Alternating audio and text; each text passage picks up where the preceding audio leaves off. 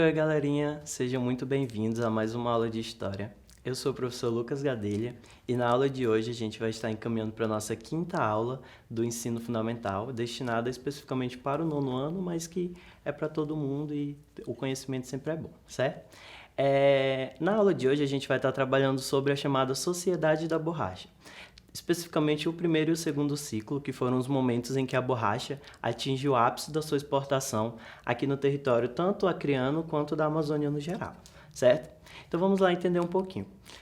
Eu trouxe aí essa linha do tempo para vocês observarem, que é mais para a gente se situar onde que a gente vai estar trabalhando nesse período do tempo, certo? A gente tem o primeiro ciclo e vem a questão do Acre, que é a questão da anexação do Acre ao Brasil, e depois que vem o segundo ciclo. Hoje a gente vai trabalhar o primeiro e o segundo ciclo e essa questão do Acre a gente trabalha numa próxima aula, certo? Então vamos lá, primeiro ciclo da borracha. A borracha, que é extraída de uma árvore chamada Aeves brasiliense, ou seringueira, como que a gente conhece popularmente, através do látex, certo? Que é um leite que sai, uma espécie de leite que sai dessa árvore. Ela gera um produto utilizado pelos nativos aqui da região, pelos indígenas, há muitos e muitos anos atrás. Certo? E aí, um pesquisador francês, ele vem para cá, para a região amazônica, especificamente ali na área do Equador, e aí ele fica muito maravilhado com esse produto que esses povos indígenas fabricavam, alguns utensílios de trabalho, certo? Que até então era um produto desconhecido. E aí ele passa a escrever diversos artigos na Academia de Letras lá da França, e aí o mundo passa a olhar com um olhar mais de maravilha sobre esse produto, certo? Esse produto passa a querer ser comercializado. Só que tinha um problema muito grande nesse início dessa descoberta desse produto. À medida que as mudanças climáticas aconteciam, esse produto ele se tornava meio que inútil. Por quê? Porque no verão o produto ele ficava muito pegajoso e elástico, certo? E já no inverno o produto ele enrujecia, ficava duro e quebradiço. E aí acabava que ele não tinha muita utilidade quando aconteciam essas mudanças climáticas. É aí que uma grande multinacional vai contratar um pesquisador chamado Charles Goodyear, que vocês podem estar observando aí no slide essa ilustração dele, e ele vai descobrir o processo de vulcanização da borracha. O que seria esse processo de vulcanização? Basicamente, é a mistura do látex com o enxofre, mais o aquecimento, certo? Que vai dar uma maior consistência aos produtos feitos com essa borracha. Então, a partir dessa descoberta é que vai se impulsionar a exportação desse produto, a produção desse produto e o trabalho desse produto para poder exportar para o mundo inteiro, certo? Nesse período, começa-se, de fato, o primeiro ciclo da borracha. Depois desse processo de vulcanização, é que a borracha vai passar a ser produzida em grande escala, certo?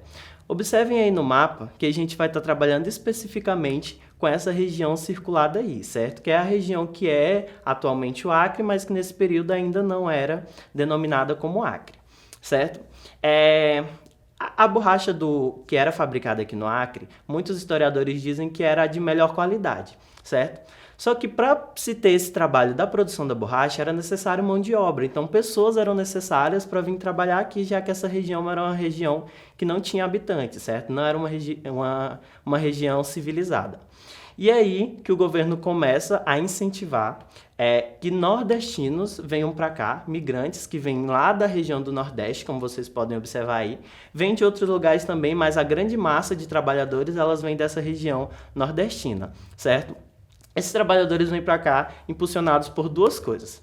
Primeiro, pela grande seca que o Nordeste estava passando nesse período e depois dessa seca também tem o fator do dinheiro, certo? Eles eram iludidos com promessas de emprego, de enriquecimento, que era um produto novo e que eles iriam trabalhar e depois poder voltar para os seus lares com muito dinheiro, certo? Vieram cerca de 30 mil nordestinos, certo? Para a região da Amazônia e também para a região do Acre, trabalhar na produção dessa borracha. Mas quando eles chegavam aqui, eles já chegavam totalmente endividados. Eles tinham que custear a viagem, tinham que custear moradia, custear alimentação, roupas, os utensílios de trabalho e tudo isso era cobrado com preços absurdos. É aí que todas essas promessas de enriquecimento viram, na verdade, um grande pesadelo, certo? Mas já que eles estavam aqui, não tinha muito o que se fazer, então eles passam a trabalhar e serem, de certa forma, explorados nessa produção da borracha, certo? Nesse período, que é o período ali do final do século XIX, basicamente o ano de 1890 e início do ano de 1900, a borracha ela vai se tornar o segundo produto de maior exportação do Brasil, ficando atrás apenas do café, certo? Então era um produto muito rico, produto que gerava muita riqueza. Mas essa riqueza, ela não ficava aqui no território, ela não vinha aqui para o território, certo? A gente pode observar muito claro essa riqueza nas cidades de Manaus e de Belém, que eram portos de exportação para os outros países, certo? Então toda a borracha que era produzida na Amazônia passava pelas cidades de Manaus e Belém para ser distribuídas para o mundo. É aí que nesse período vai ficar conhecido historicamente como a Belle Époque da Amazônia, ou seja, a bela época da Amazônia, certo? Então é a época que essas duas cidades elas vão se tornar tão ricas que elas vão ser reestruturadas de acordo com os moldes europeus. Certo? Então, para vocês terem uma ideia de como essas cidades elas se tornam ricas, o custo de vida nelas nesse período vai ultrapassar o de cidades como Nova York, Londres. Então, elas vão ser, de certa forma, uma cidade muito rica e muito civilizada, certo? Exemplo disso, como vocês podem observar aí, é o Teatro Amazonas, que vai ser construído totalmente de acordo com a ópera francesa, certo? Então ele vai ser reconstruído de acordo com os moldes europeus para demonstrar todo o luxo e toda a riqueza que essa cidade tinha nesse período, certo? Então, esse período ele vai trazer muita riqueza para essas duas cidades, mas à medida que essa riqueza aumentava em Manaus e em Belém, aqui na região de trabalho de exportação, esses seringueiros eles eram cada vez mais explorados, certo? Mas a gente pode pensar que se teve um segundo ciclo, logicamente esse primeiro ciclo teve um fim, certo? Como que se encerra o fim desse primeiro ciclo? A borracha, que era um produto extremamente importante, o mundo inteiro admirava, o mundo inteiro comprava borracha para a fabricação de diversos utensílios, inclusive pneus, inclusive a grande marca Goodyear, que vai vir de origem do pesquisador que descobre o processo, certo? Mas essa crise vai começar, basicamente, com um roubo, que é considerado um dos maiores roubos de biopirataria do Brasil. Um cara chamado Henry Wickham, ele vai cometer o maior crime de biopirataria que já aconteceu aqui no Brasil. Inclusive, ele vai ficar conhecido como o pai da biopirataria. Ele vai roubar cerca de 70 mil sementes da Aedes brasiliense, da seringueira, e vai levar lá para os países asiáticos, especificamente para a Malásia. Como vocês podem ver aí no mapa, essa borracha ela sai aqui do Brasil e vai ser levada lá para as colônias da Malásia. Como a Malásia está num trópico muito parecido com o daqui da Amazônia, então todo o clima, solo vai facilitar com que a borracha lá desse muito certo. O que vai facilitar mais ainda é que eles vão agrupar as seringueiras de forma que diminuísse o trabalho de quem faz a produção, certo? Outro fator também importante é que para o restante do mundo era bem mais barato comprar da Malásia do que comprar aqui do Brasil. Então, à medida que, cerca de 40 anos depois desse roubo, à medida que a produção da borracha na Malásia começa, a produção aqui do Brasil vai se encerrando, os seringais vão se fechando, não tem mais investidores, muitos seringueiros vão ficar sem ter para onde ir, sem ter no que trabalhar e vão decretar a falência, certo? É aí, com esse roubo, que se inicia o fim desse primeiro ciclo da borracha. Então, esse foi basicamente o primeiro ciclo da borracha, certo? Aí vamos ver aqui um pouquinho de como foi o segundo ciclo. O segundo ciclo ele vai acontecer no período da Segunda Guerra Mundial, que é do ano de 1939 até o ano de 1945, que aconteceu a Segunda Guerra Mundial, certo?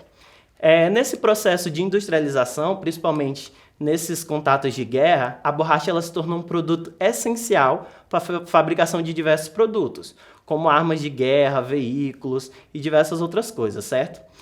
E como que acontece esse segundo ciclo? Seguinte, a Malásia nesse período e esses países asiáticos, eles eram os maiores produtores de borracha, então o mundo inteiro comprava borracha de lá. Quando o Japão entra na guerra, ele consegue dominar a colônia da Malásia, então todo o trabalho de exportação da borracha que acontecia na Malásia vai ficar sob domínio japonês. E aí, quando os Estados Unidos entra na guerra, ele necessita também de ter essa borracha para fabricar esses produtos que eram essenciais na guerra. Só que ele não poderia ter acesso a essa borracha da Malásia. É aí que ele se lembra de uma época em que o Brasil foi um grande exportador desse produto. E aí eles vão firmar, os Estados Unidos e o Brasil, os chamados Acordos de Washington. O que são esses acordos? Basicamente, os Estados Unidos vai incentivar essa produção de borracha, certo? Vai financiar, vai entrar com o recurso, e o Brasil só tinha que trazer pessoas e trabalhadores para trabalhar nessa produção da borracha aqui. É aí que vai se iniciar o que a gente chama aqui como a Batalha da Borracha, certo? Que vai iniciar basicamente no ano de 1942, que é quando os Estados Unidos entram na guerra. O Brasil vai começar a incentivar que mais nordestinos viessem para cá, outros migrantes também de outros lugares, para poder trabalhar nessa produção de borracha, com diversos cartazes de propaganda, usando marketing, de que mais borracha para a vitória, de que a borracha ajudaria na vitória da guerra, ajudaria a ganhar a guerra. E aí eu trouxe esses cartazes aí que vocês podem observar, que eram alguns cartazes utilizados nesse período para atrair pessoas a vir trabalhar aqui, certo? Com isso, cerca de 36 mil nordestinos novamente vão ser trazidos para cá. Eles eram feitos uma espécie de alistamento militar, certo? Em que eles diziam, quem não for lutar na guerra lá na Europa, vai trabalhar na produção da borracha aqui no território, certo? Vocês são soldados. Por isso que eles eram chamados de soldados da borracha, certo? Porque eles eram soldados de guerra, mas que estavam trabalhando aqui na produção da borracha. E aí, depois que a guerra acaba, os Estados Unidos ganham a guerra, pode ter novamente o acesso às borrachas asiáticas, pode ter novamente acesso à produção da borracha asiática, então ele não via necessidade de investir tanto dinheiro na produção da borracha aqui do Brasil. E aí, novamente, ele encerra todos os acordos, passa a comprar a borracha da Malásia, e com isso os seringais aqui da região começam novamente a se fechar, os seringueiros ficam sem ter para onde ir, sem ter o que fazer, e aí se encerra basicamente o segundo ciclo da borracha, certo? Então, basicamente, esse foram o primeiro e o segundo ciclo. O segundo ciclo se encerra com o fim da guerra, já que os Estados Unidos não vai investir mais tanto dinheiro na produção dessa borracha, certo? E aí eu trouxe aqui duas questões para a gente exercitar e tentar compreender todas essas questões que a gente trabalhou aqui, certo? Observem aí, primeira questão. O início da produção de borracha em grande escala no período do primeiro ciclo é marcado não pela descoberta da borracha, mas pela invenção de um processo que traria uma maior utilidade ao látex. Esse processo é chamado de letra A, defumação, B, vulcanização, C, vaporização ou D, exportação. Qual foi o processo inventado que vai impulsionar que a produção da borracha comece aqui no primeiro ciclo? É o processo de vulcanização, que é a alternativa certa, a letra B, certo? Que é descoberto por Charles Goodyear, que é a mistura do enxofre com o látex, que vai fazer com que a borracha tenha uma consistência maior, certo? Então vamos lá, questão número 2. Observem aí. Durante a Segunda Guerra Mundial, houve um novo ciclo da borracha, que, porém, durou apenas o período da guerra, certo? Foi um período curto. Qual foi o motivo dessa curta duração? Letra A. A borracha brasileira estava atrelada à economia alemã, arrasada após o término da guerra? Não, nada a ver, certo? Não tinha atrelação entre o Brasil e a Alemanha. B. Durante o conflito, o sudeste da Ásia foi invadido pelo Japão, o que cancelou o comércio do látex com o Ocidente. Terminada a guerra, a produção asiática foi retomada. E aí, parece ser certa, né? Vamos ver as outras. C. Após o término do conflito, as estradas europeias encontravam-se em ruínas. Logo, a produção de automóveis foi prejudicada? Não, a gente não citou nada dessa questão de estradas europeias, então não é essa a alternativa. Letra D. O Brasil entrou tardiamente na guerra ao lado dos aliados, o que prejudicou o escoamento do látex. Na verdade, o Brasil, de fato, não adentra a guerra, certo? Ele apenas tem essas participações com ajudas, ele entra como um ajudante, certo? Então, questão certa, letra B.